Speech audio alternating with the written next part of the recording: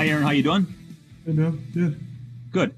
You've talked about your attitude of gratitude any number of times on these Zooms over the last 3-4 months. I'm curious, what is the impetus behind that? Was there a specific reason why you wanted to focus on that during the off season? I've been thinking a lot about that over the years. I got a good friend who I talk to frequently about this kind of stuff, and he's been talking about that idea for a long time. His name is Blake. So I don't know. I mean, I just think it's a good way to live. It's a perspective change, where I think a lot of us, myself included, at times we think too much about what we don't have, comparing ourselves to other situations. And I think that robs you of a lot of the joy you can take with you in your daily journey. And so just, counting my blessings that I do have, being thankful for the things that I have, not wishful or ruining the things that I don't have or haven't accomplished or want to accomplish. It allows me to stay in the present a little better, and stay in the present allows me to have that good awareness about the things that are important to me. Aaron Nagler, go ahead. Got a question in. Yeah. A number of weeks ago, you were asked by Pat on his show regarding the playlist that you had suggested for the Bose people. And you said that apparently the Bose folks weren't very receptive to what you had to offer. Are there any songs or particular artists that you'll be listening to Sunday pregame? Yeah, I mean, on that shoot, I try to get him to play Sleeping at Last. And Sleeping at Last has some incredible songs. Many of them are actually instrumental only. But he's done a number of albums about the different just kind of things in our environment. He's got a record called Atlas, and he's got a number of other records that go through emotions, they go through planets, oceans, and it's a really calming vibe. He's got a fantastic voice too. So I was trying to get him to play one of those and say, look, this is what I actually listen to on game day. If you want this to be authentic, I grew up listening to some 90s rap and 90s alternative grunge, but on game day, I listen to, slower stuff. I listen to this, particular band, Sleeping at Last, a lot. And they gave me the old, we couldn't get it cleared, or we couldn't get it, okayed. And I said, well, I have a texting relationship with this person. I can text them and see if I'm sure they will. They'd love for their song to make it on a commercial. But yeah, that's what I think is so beautiful about the pregame. There's so many things going on, guys in their own kind of worlds, really, and you can only imagine what some of these guys are listening to. I harken back to Brady Papinga, an old teammate, and I remember he talked about listening to Enya before the games. New age, incredible musician and singer. I kind of mix it up, but I always have some Sleeping at Last in there. Mike Clemens. See, now I remember the Enya thing, but I remember weird stuff. You remember everything. You remember, Spock lines from Star Trek for the voyage home. And do you do things like Star Trek 2, The Wrath of Khan? That's a good one. You probably know the whole dialogue. I know you've done that probably since as a kid. It's fun. It's competitive, trivia and all that. But how much of that do you do to be a better football player when it comes to memorizing game plans, seeing things on tape? I mean, do you work on your mind like that as much as you work on the rest of your body? Yeah, it's a great question, Mike. And the answer is yes, I do. I think that's a really important part of it. I think the recall is most important. And I train myself, starting as a younger player, to put images in my mind when I break the huddle so that I can have that positive picture as I walk up the line of scrimmage. It's a matter of seconds or split seconds, but having that positive thought that comes to your mind, whether it's something you saw on film or whether it's a play from practice or a play from a previous game that kind of hits you as you walk the line of scrimmage has always been a positive part of my kind of pre-snap routine. It's a very quick thing that happens, but I think it's something that's very important. The recall, like I said, is really, really important, not just for myself, but for the receivers and the pass catchers. Being able to remember things that were said, whether it's that week or a previous week or maybe the last year. Demonte has talked about at times remembering things from previous games all the way back to 2014 that we had talked about or signaled or gone over that has helped him in the moments or helped him when I give him, an old signal. I look around and there's not many guys who know kind of the old kind of language of signals. So him and I sometimes have our own stuff that kind of only him and I know because the signals that were used in the old offense, and the ability to recall those things in the moment is what makes our connection so special and what makes that part of the game a lot of fun. Matt Schneidman. Can you hear me? Oh, there we go. How much more right does a playoff run in Green Bay feel with Tramon in the building? Yeah, it's special. He's one of those teammates you've just loved playing with over the years. He's such a professional. I mean, the way that he takes care of himself, he looks amazing. I mean, I'm sure he'd go out and play 70 plays for us. I'm not sure if he's going to or not. I hope he does because he's still so talented. But he's one of those special guys, special personalities.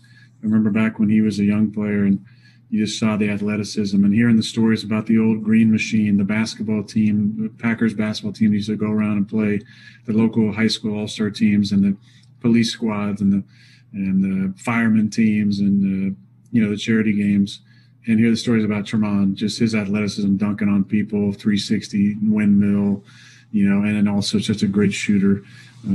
He is by far one of the most athletic guys we've ever had here. Had some big plays over the years in the playoffs. Think about the 2010 run. He ended the game in Philly.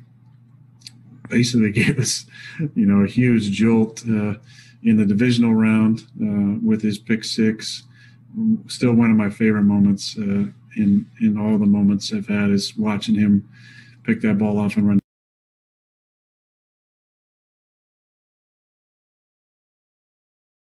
the sidelines with Nick Collins to put us up 14 going in the half. So, man, it's fun. I wish we'd do this every year. Lori Nickel.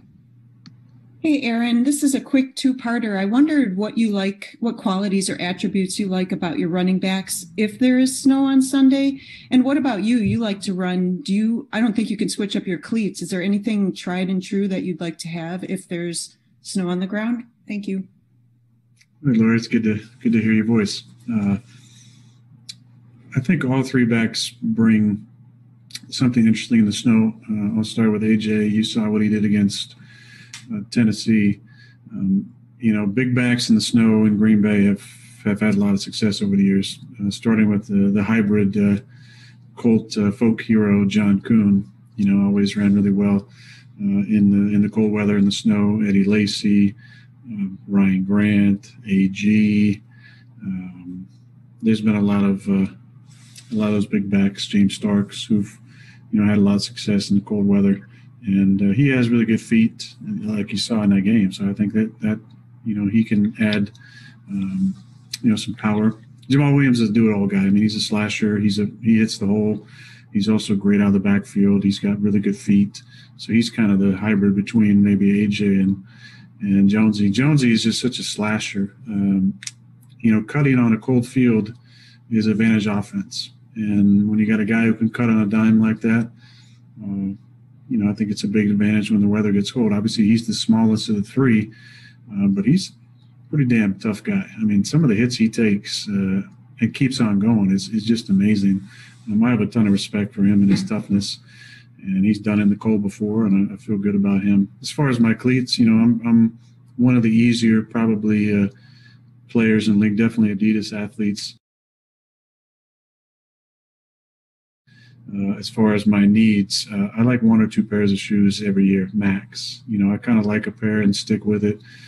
T-Bone, Tom Bakken, longtime equipment manager for us with Red and Brian and Odie and Kev Nelson, who's not with us anymore. But T-Bone has been the shoe guy forever. So him and I have conversations about the condition of the field. He goes out there and checks it out. And I wear 7 studs, have my entire career. at Lambeau, and I'm sure we'll pick the right stuff to go out there and be able to move around and cut a little bit. Not sure how much running I'll do. Like I said on the Pat show, sometimes the hopes are a little bigger than the reality sometimes when I picked up that fumble. But, if I got to use my feet, I'll get out and move around and make sure I get down. MK Burgess.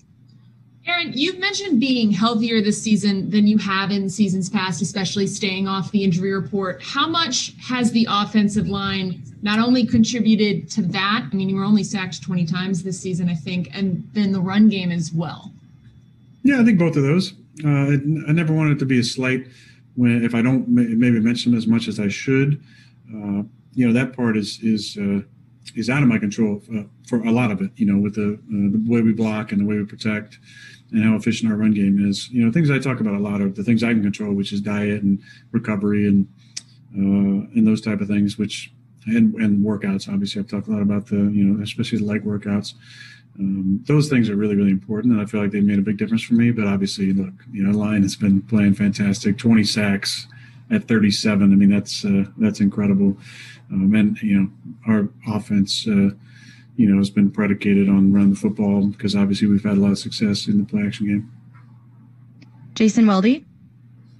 Hey, Aaron. I admire Lori for asking a quick two-parter. I don't think I've ever done that.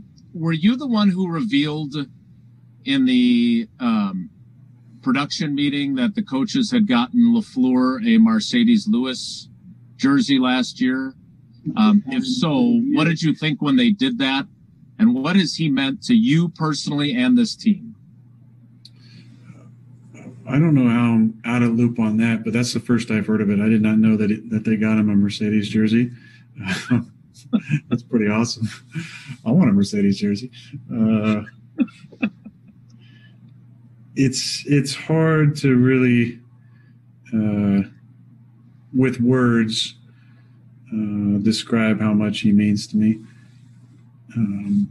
He's become a real close friend the last couple of years.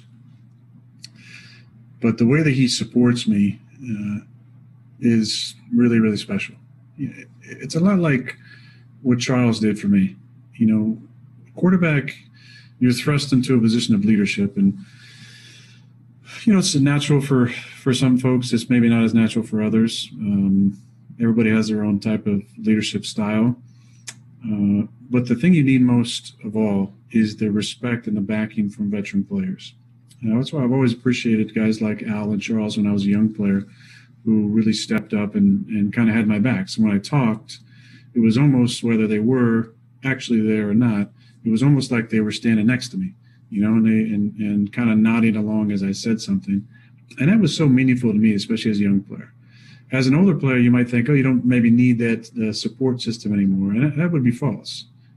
I think anytime that you're talking to the team, whether it's at the end of a game or if I'm talking to the offense, it's nice knowing I got guys, nodding along and guys backing me up and guys tracking me, with that eye contact and that focus and listening to what I'm saying. There's no greater feeling, and I've said it before, there's no greater feeling than being in that position of leadership and knowing you got guys who will back you up regardless. They're just like, whatever you say goes. And there's just a ton of pride I have being able to lead and have this guy next to me all the time. And I feel the same about Devontae. And I think the three of us have kind of formed a bond within the bond of the offense of just love and mutual respect for each other. But Big Dog, he's one of those guys. Like yesterday, we were at practice, and I was frustrated about something, and he could tell, and he just came over and gave me a big hug, and kind of everything just kind of washed away. Nothing really mattered after that, and that's the effect that he has. He's got just such an incredible charisma about him, and just a great energy. Just one of those guys you love playing with, and so much love, respect, and gratitude for him. Tim Van Voren. Aaron, Tampa Bay doesn't come up here very often. New England doesn't come out here very often. So a lot of the questions down in Florida this week are about Lambeau Field, and the answers were such reverence for being able to play here. Obviously, this is your place. How do you feel about Lambeau Field itself? Yeah, it's historic. It's definitely historic. There's nothing like it. Played in, I think, just about every stadium now. I've been a lover of the NFL for most of my life, definitely most of my life that I remember, and dreamt about it, playing in this stadium since I watched those VHS tapes of the Green Bay Packers and the Ice Bowl, and Bart Starr and Max McGee and Paul Hornung and Fuzzy and Willie Davis, Ray Nitschke. That's what I dreamt about, being a part of an organization that had that kind of excellence. Vince Lombardi, all the quotes that he has that still resonate to this day. The trophy is named after him for a reason. Our city is nicknamed Titletown for a reason. It's a special place to play, and I've never lost that perspective. I think my perspective is slightly adjusted on some other things this year, but I've never forgotten where I play and where I live, and I'm very proud of that. Tom Silverstein. Aaron, I have a football question I really wanted to ask you, but nobody has asked you about Ted's passing. And I'd like to hear from you on it. Someone mentioned to me that you kept in contact, that you called him fairly regularly after he had left. I don't know if that's true or not. But what is your feeling, and how personal is that, Ted, to you? Well, it's always going to be personal because I was his first draft pick. And I think that's, he wanted so badly, whether he'd admit it or not, for me to have success, I think, because he stuck his neck out for me. Also a great opportunity for him to kind of share his philosophy, I think, on the draft, which was always best available, and I'm fortunate that he did pick me.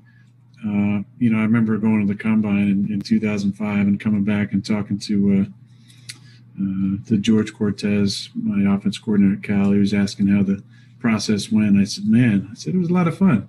So that Green Bay interview was pretty tough, though. I said, the general manager, Ted Thompson, and Mike Holmgren, and I said, they were grilling me on a bunch of stuff, and there's a camera in my face. I said, I don't know, man. I'm glad they were picking 24th because I won't be there, And of course, famous last words. But I enjoyed our relationship. I really did. I think we had a special relationship, as special as you can have with Ted, because Ted was a very private person.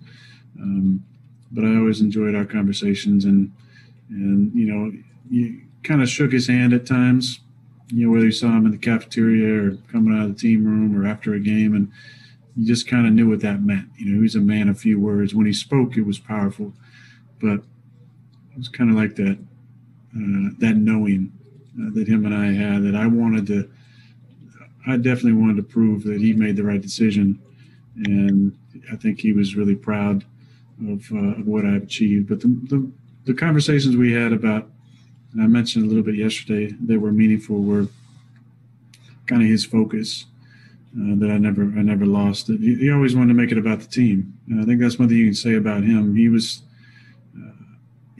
some people accused of him maybe being a recluse or just not around a whole lot. But I think in his heart, he just didn't want it to be about him ever. And he just went to work. And he loved scouting. And he was pretty damn good at it. If you look at our, the roster right now and the guys that he picked, kind of speaks for itself. But the way he carried himself, the way he lived his life, kind of speaks for itself. So definitely saddened to hear it. I saw him a couple times last year, and that was when it really hit me that we were kind of losing him. And not losing him passing at that point, but just losing like the essence of what Ted was, that kind of wry sense of humor, that inner strength, that just that life force that he had that was kind of hidden down in there, but you knew it was there, and every now and then he'd really show it to you. And that made me really sad in the time. So I knew that I had to say everything I wanted to say to him at that point, because I didn't know when I'd see him again. So I'm glad I got to have those lunchtime conversations last year, and definitely miss his presence. All right, two more. Ryan Wood, go ahead. Aaron, you're not 43 like Tom, but you're 37, you're not 23 anymore. I'm curious, as you go further in your career, does it become ever any more challenging to play in the cold with age, or is that something that age really just doesn't affect? Yeah, that's a good question, Ryan. I haven't thought a whole lot about that. I can say this year, based on the games that we've had and the practices outside, it hasn't felt maybe any different than years past. The cold is still cold. It's a bone chilling.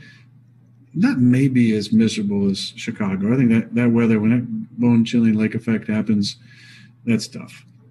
That's really tough. But Green Bay is, we embrace our cold weather. I haven't noticed any big difference between maybe now. I think I'm almost more kind of gristled to it than I was as a younger kid playing these games. So I almost enjoy it more. You've heard me say it, authentically, like, man, I want it as cold as possible. So I don't feel like it's an issue the older you get, but I mean, we'll see if it gets down to -20 at some point. Maybe I can give you a better answer. All right, last one. Lance Allen, go ahead. Thank you. Wow. I get the last one. Better be a good one. Aaron, you're a sports historian. You probably just learned the fact that Hank Aaron passed away, and your stature in Wisconsin sports. What did his life on and off the field mean? And you're kind of, in that realm, whether you believe it or not, people around here revere you. So just, kind of losing an icon like that. What are your thoughts and feelings? Yeah, unfortunately, I never got to meet him, but I know how important he was to the baseball community, to Milwaukee, as a figure of excellence. I think his life can teach us a lot of lessons. He played in an interesting era in time for the country, coming out of civil rights movement and things. Whether I don't know how you feel about the state of the country now, but things maybe looked a lot different during his time, and I think his character is something, from what I've read and seen interview-wise, kind of speaks for itself. He was a leader, not just in Major League Baseball and the Black community, but I think he definitely had a lot of respect from his peers about the way they carried himself. I think that's a really important thing that I think about from time to time is legacy. It's more than just how you play. It's how you carry yourself. It's how you talk to people, how you interact with people. I try to be mindful of that, whether I'm, in this interview or seeing somebody at Fresh Time or interacting with somebody, in the Forum in Rome, who's from Appleton. Like, I understand how special sports are to this region, and guys like Hank Aaron kind of set the blueprint for how to conduct yourself in this area, in this region, in this state, and I take that part of my legacy very seriously. Thank you for that. All right, that's all, Aaron. Thank you for your time.